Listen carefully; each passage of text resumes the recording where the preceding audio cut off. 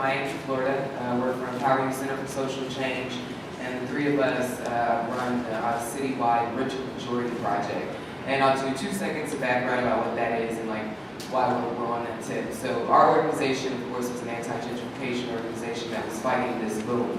But this boom was already displacing and uprooting our community. And we knew we had to fight back from that point. So within our anti-gentrification fight, we realized that 90% of the community that was being gentrified were renters. And we realized that if we were going to assert any power and authority over what was happening in that community, we absolutely must organize renters.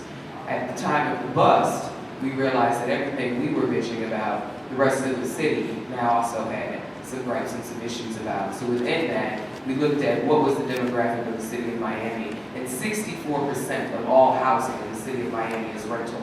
And we all went to basic civic class where we were told the majority rules, right? So the majority of people being impacted by jacked up landlord-tenant law, by jacked up economic and housing crisis, are the people who actually will get us out of this crisis that must be organized as one group. And we were very excited to find that across that 190,000 people in the city of Miami, we are cross-class, cross-economic, cross-ethnicity, cross-race.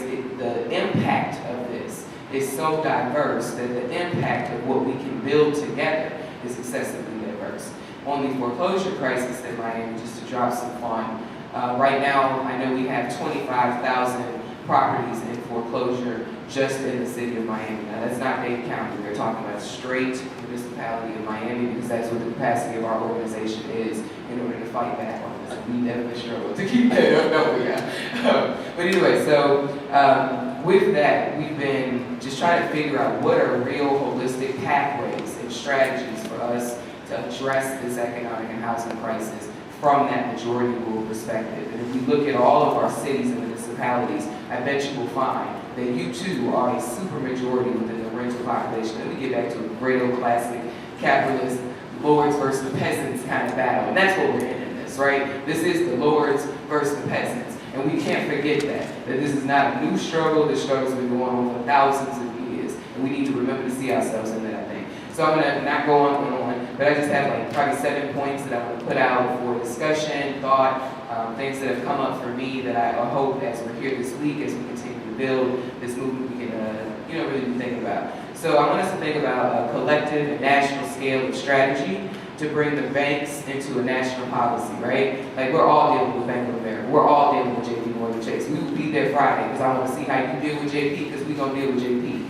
in Miami, okay? So this national understanding of what does it mean for us to nationally kick their ass. And I'm sorry, I'm mad, so I curse, and I hope y'all okay with it. Moving from a house-by-house strategy to you have 13,000 filings. We want all 13,000.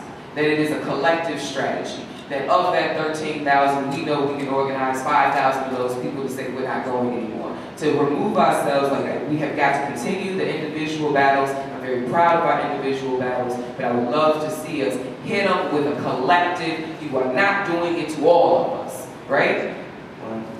Moratorium bill. I would really like to talk to folks about what that bill is, get a copy of it, hear more about what that struggle has been like in the past few years. I'll tell you that our leading foreclosure judge tells me we can't do a moratorium. No one will want to invest in the city. Right.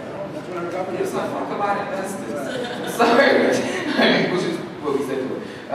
Let's talk about the multiple levels of profit that's happening because we know that these institutions care about one thing, and that's their money. And let's really think about what are the ways that we stop them from being able to profiteer off of this crisis. Who is it we need to be in front of? Who is it that needs to stop being the yes sirs, I'm going to do your master work kind of stuff? We need to figure out who those people are within the profiteering of this.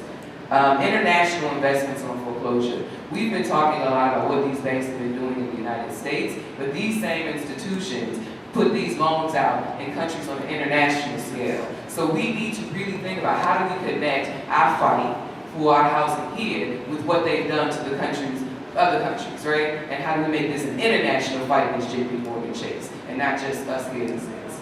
Keep it moving. Let's see.